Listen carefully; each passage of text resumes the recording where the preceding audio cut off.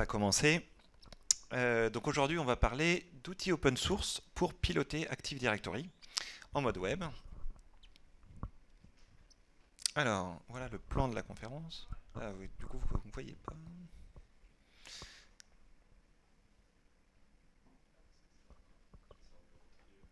Ouais.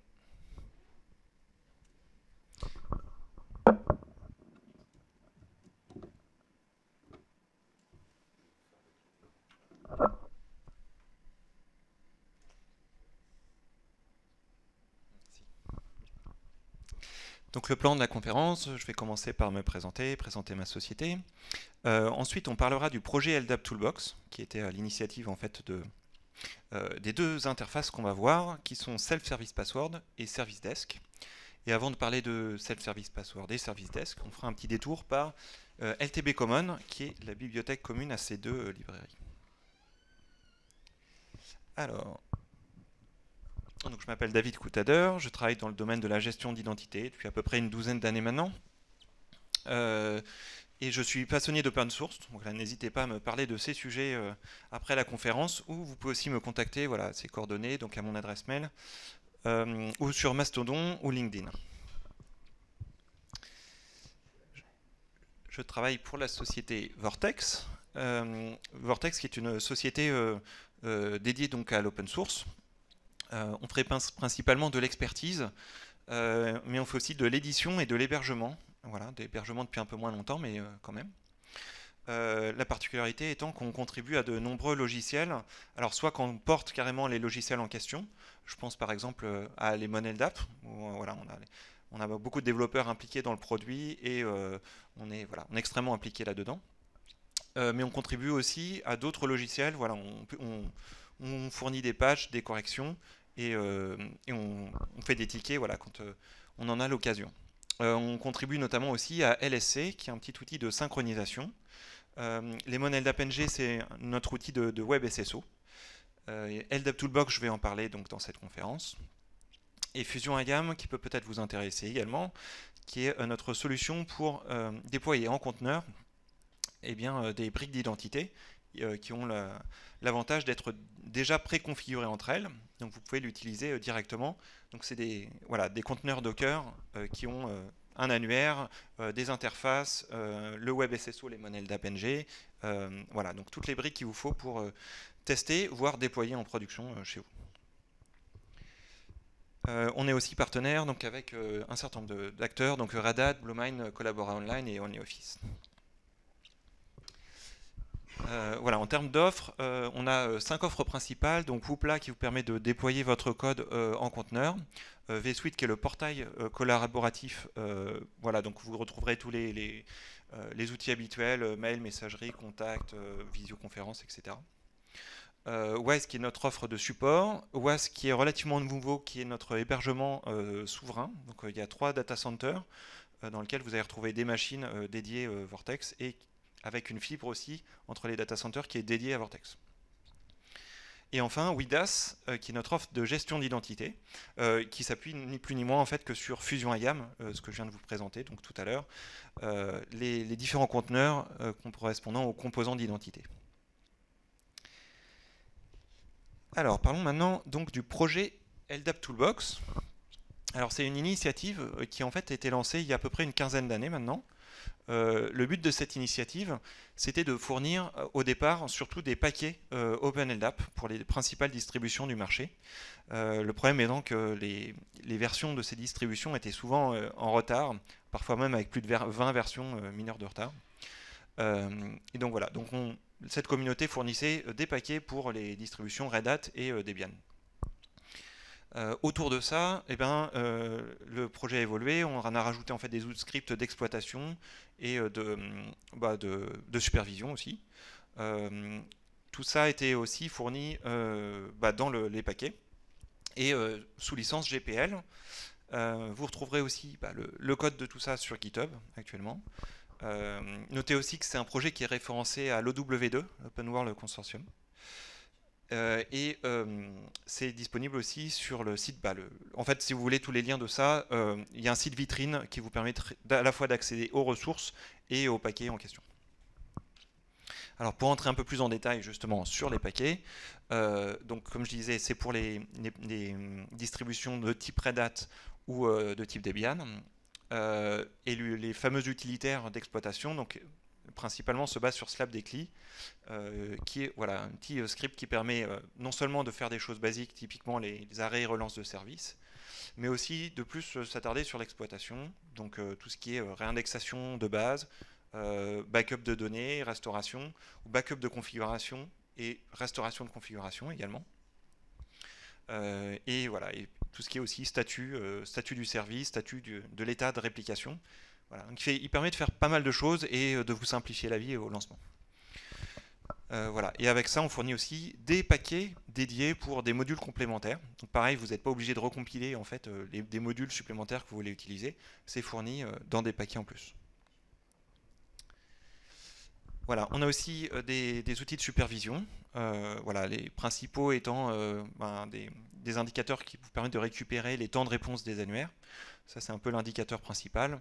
Mais sinon, vous allez retrouver aussi des indicateurs vous permettant d'avoir le statut de réplication. Ça peut vous être utile quand vous avez plusieurs annuaires répliqués. L'état de remplissage des bases, ça peut également être intéressant. Et alors ça, c'est moins de la supervision, mais si vous voulez savoir aussi comment est utilisé votre annuaire, vous pouvez agréger des statistiques avec voilà, cet outil-là qui vous permet d'avoir en fait les différentes opérations de votre annuaire graphées dans le temps. Donc pour savoir si c'est plutôt utilisé en lecture, en écriture, plutôt pour faire de l'ajout, modification, etc. Voilà, donc ça s'adapte sur Nagios et Cacti, mais vous pouvez aussi l'adapter à vos propres besoins si vous voulez. En plus des paquets, on fournit aussi une documentation, évidemment, alors pour l'installation de tout ça, la configuration, mais aussi plus des articles en mode voilà, tutoriel, du type comment est-ce qu'on migre d'un annuaire vers un autre, d'une version d'annuaire vers une autre, ou comment est-ce qu'on réalise une authentification mutuelle en TLS, donc avec un client qui s'authentifie avec un certificat. Et dernier point, par exemple un tutoriel qui vous explique comment faire de la délégation d'authentification vers un autre annuaire. Donc, du coup, l'authentification n'est plus faite sur l'annuaire OpenLDAP directement, mais elle est déléguée à un autre annuaire derrière, qui peut, par exemple, être un Active Directory. Donc ça, c'est la couche SASL qui permet de faire ça. Voilà pour LTB Common. Alors en plus de ces différents outils, maintenant LTB Project contient en plus des interfaces web pour gérer ces données ou afficher ces données. Et donc pour mutualiser du code entre ces différentes interfaces, on a créé il y a peu de temps, donc c'est assez récent, une bibliothèque qui s'appelle LTB Common. Donc elle, c'est le cœur en fait de ce projet, voilà, qui contient les codes, les fonctions qu'on va utiliser et qu'on va voir après dans Self-Service Password et dans Service Desk. Donc évidemment, les premières fonctions qu'on a mutualisées, c'est les fonctions concernant le LDAP, donc le protocole qui sert à interagir avec l'annuaire. Et une des choses qui est la plus récente, justement, c'est la possibilité d'avoir une interface pour implémenter soit OpenLDAP, soit Active Directory. Alors, vous allez peut-être me demander, oui, mais alors si on a un protocole LDAP, c'est justement parce que on peut avoir une seule interface pour se connecter à un annuaire. La particularité, c'est qu'Active Directory a pris quelques libertés avec le protocole LDAP, et donc il y a quelques spécificités qu'il faut bien pouvoir gérer. D'où voilà cette librairie, voilà, cette interface pour pouvoir implémenter telle ou telle implémentation LDAP. Disons la générique LDAP et la spécifique Active Directory. Alors sinon après on a rajouté là-dedans en fait tout le code commun, donc tout ce qui concerne l'envoi de mails, la sélection aussi de la langue dans le navigateur de l'utilisateur. Voilà, c'était utile dans les deux cas. Et puis évidemment tout ce qui concerne le changement de mot de passe, la réinitialisation de mot de passe. Les vérifications des politiques de mot de passe également sont communes entre les deux. Et dernier point, le cache, mais le cache je vais en parler un petit peu plus tard. Voilà, on va rentrer donc dans le vif du sujet avec Self-Service Password. Donc, comme son nom l'indique, c'est un outil qui permet donc de changer de mot de passe pour un utilisateur final. Et donc là, en fait, il y a 4 possibilités pour changer de mot de passe. La première étant que l'utilisateur se rappelle de son ancien mot de passe, cas qui arrive, comme vous en doutez, assez peu fréquemment. Mais voilà, c'est quand même présent. Donc dans ce cas, il tombe sur une interface comme celle-ci avec l'ancien mot de passe qu'il doit remplir et les nouveaux qu'il doit remplir 2 fois. Autre cas possible, il peut aussi le changer via question-réponse. Donc ça, le prérequis, c'est évidemment que l'utilisateur ait rempli la question et la réponse avant. Donc ça, c'est aussi un cas qui n'arrive pas si souvent, surtout quand on a oublié son mot de passe. Et donc deux autres cinématiques qui sont, elles, en plusieurs étapes, donc par mail et par SMS. Donc là, en fait, on va avoir une cinématique où l'utilisateur rentre son mail, il va recevoir un jeton, un lien unique, qui lui permet de revenir sur l'interface, et là, de compléter son changement de mot de passe.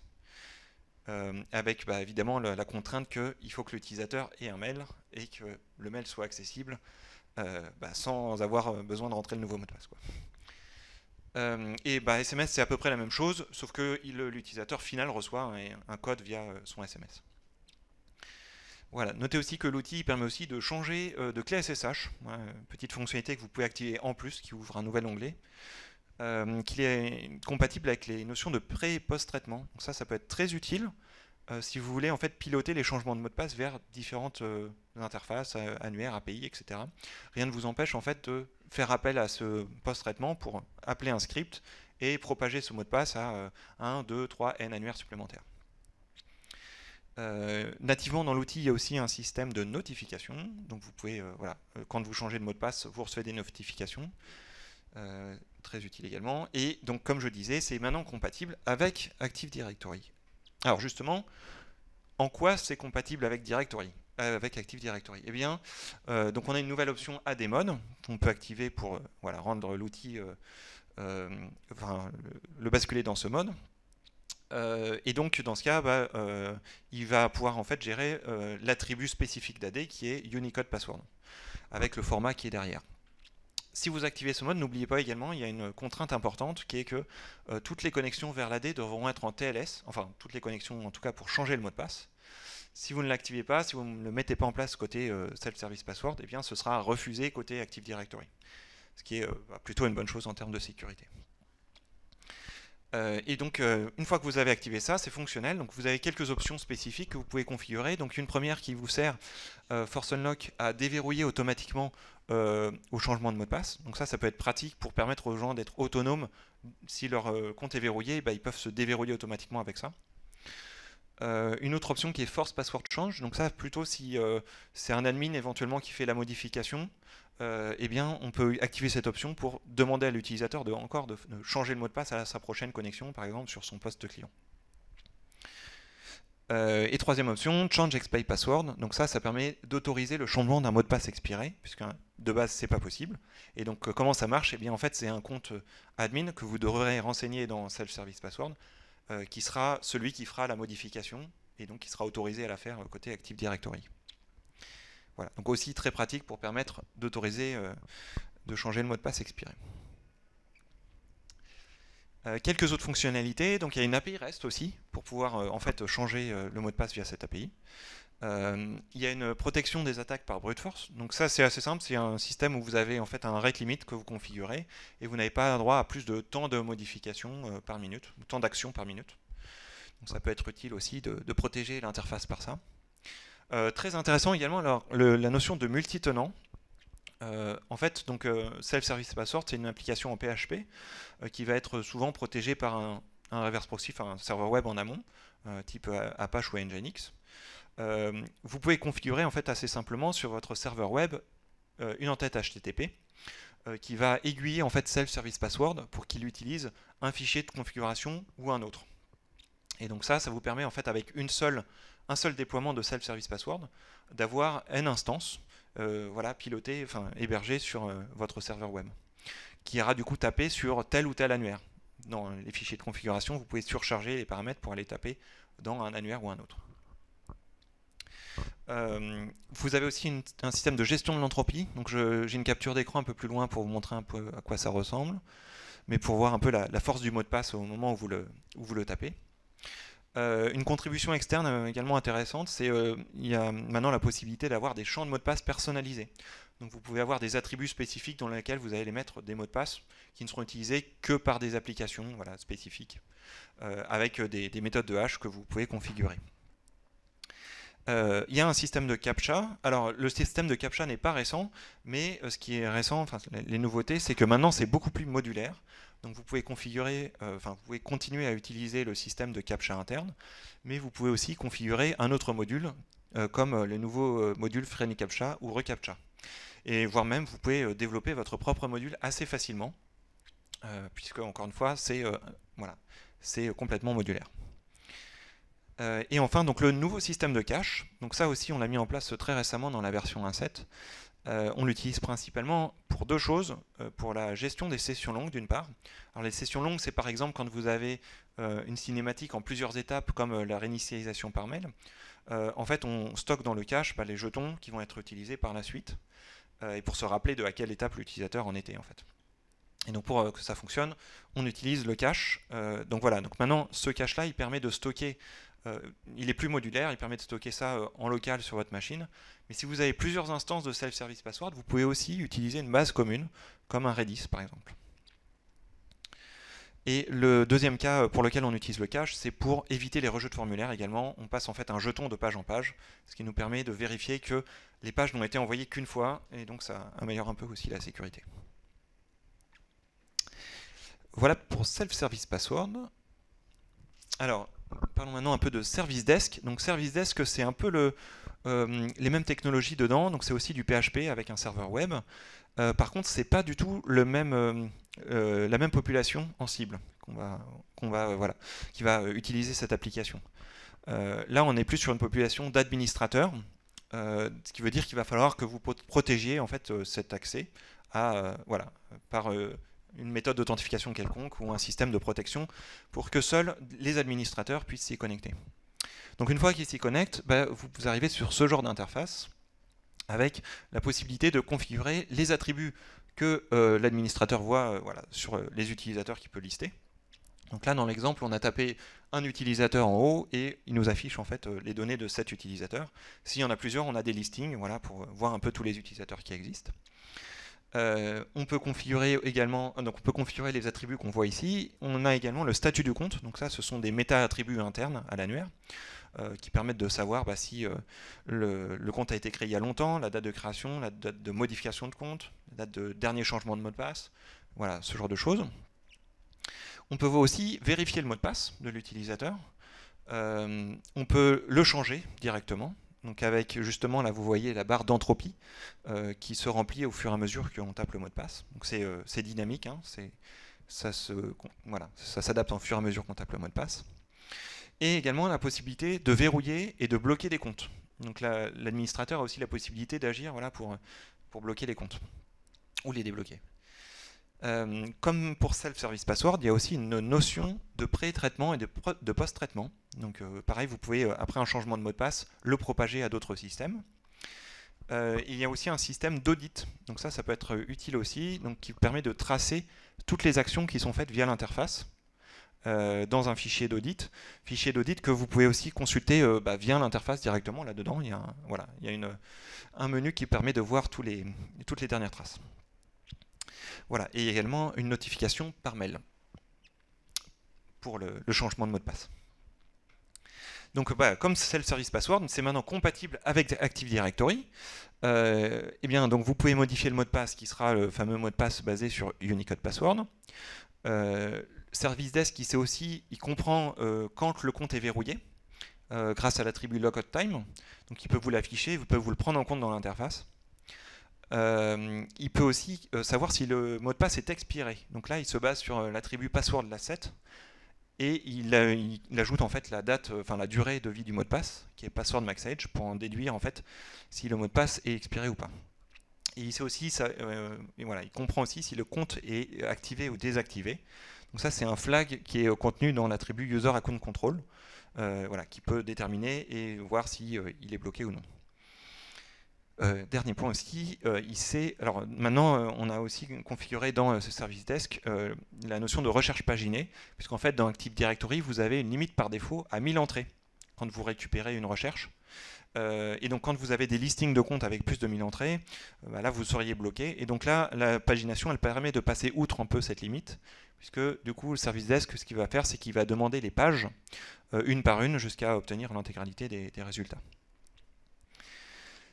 Voilà. Dernier point aussi, il permet l'affichage de la politique de mot de passe qui est lié à l'annuaire. Alors ça, c'est moins lié à Active Directory, mais par exemple, dans OpenLDAP ou dans les annuaires un peu similaires, vous avez une politique de mot de passe qui est stockée dans l'annuaire elle-même. Et donc là, vous voyez, celle qui est associée, par exemple, c'est NoPolicy.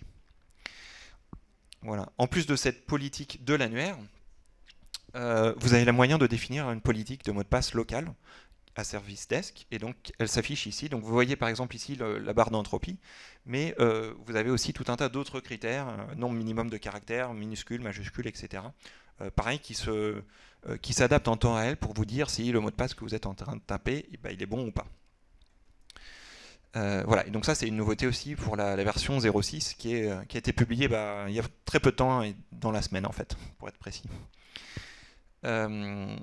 Point aussi important dans la 0.6, là la barre de vérification de mot de passe, elle est aussi utilisée pour savoir si le mot de passe il est présent dans l'historique. Donc il va vous dire si le mot de passe c'est bon, enfin c'est le mot de passe actuel ou pas. Mais en plus il va vérifier dans l'historique pour vous dire oui il était bon à un moment donné parce que je l'ai retrouvé à un endroit dans l'historique. Petit bug aussi corrigé dans la 0.6. Maintenant on ne demande plus, le navigateur ne demande plus en fait l'enregistrement du mot de passe. Donc, ce qui est plutôt une bonne nouvelle. Et en termes de blocage et de verrouillage, donc avant il y a la possibilité de verrouiller les comptes. Maintenant il y a plus une notion de blocage ou déblocage, ou qu'on appelle activation et désactivation. La notion est un peu différente dans le sens où une activation ou une désactivation c'est définitif. Tant qu'on n'a pas débloqué, en fait on ne peut pas réutiliser le compte ou changer de mot de passe. Voilà. Voilà pour les dernières fonctionnalités. On arrive au bout. Est-ce qu'il y a des questions? Oui. Sur les vues là qu'on voit, c'est extensible, enfin, c'est fichier comme ça, ou il y a moyen de... Parce qu'en fait, on a tous ces problématiques dans notre cas, mais on gère aussi des groupes d'utilisateurs pour ensuite donner des droits dans les applications par propagation des groupes LDAP. Comment vous abordez cette problématique? Alors, je répète la question pour l'enregistrement. L'idée, c'est de savoir si c'est personnalisable. Les différents onglets de l'interface sont personnalisables, y compris pour les notions de groupe et de droit. Donc, c'est une question déjà qui n'est pas, c'est pas la première que j'entends. Donc, c'est une demande de fonctionnalité qu'on a eu assez fréquemment dernièrement. Donc, on cherche à voir ça en fait dans la prochaine roadmap. Est-ce que c'est suffisamment extensible? Alors aujourd'hui, c'est pas trop, enfin, on ne peut pas configurer très facilement de nouveaux menus. Ceci dit, c'est quelque chose qu'on étudie. Et là, peut-être que quelque chose que vous ne voyez pas forcément, mais c'est qu'il y a différents onglets. Là, on n'en voit qu'un parce que j'ai réduit un peu l'interface. Mais en fait, il y a différents onglets dans l'interface qui permettent d'avoir un menu où on voit tous les comptes bloqués, un menu où on voit tous les comptes expirés, le menu de... Alors, si celui-là, on le voit, le menu des traces d'audit, etc. Donc, rien n'empêche d'avoir différents onglets pour avoir d'autres types d'objets de l'annuaire, notamment des groupes et des rôles qui sont effectivement des choses qui nous sont très demandées. Ouais. C'est oui, ça va être dans la roadmap à un moment donné, oui. Oui, oui.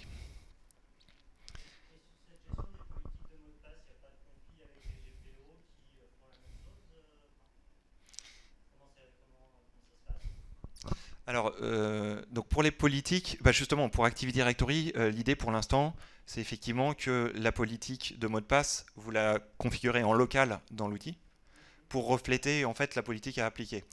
Parce que, en fait, en termes de politique, de mot de passe, il y a une norme qui a été faite, un draft qui a été conçu, qui a été implémenté dans plusieurs annuaires, mais pas Active Directory malheureusement, et donc effectivement, c'est un peu spécifique ce qui est fait dans Active Directory. Donc oui, il n'y a pas trop moyen effectivement de s'appuyer, en tout cas aujourd'hui, il n'y a pas trop de moyen de s'appuyer sur des politiques internes à AD et savoir ce qui se fait ou pas, pour voilà, refléter l'état de la politique AD. Donc le mieux, effectivement, comme je vous disais, c'est de définir une politique locale et faire en sorte qu'elle colle le mieux possible à votre politique côté AD. Ouais.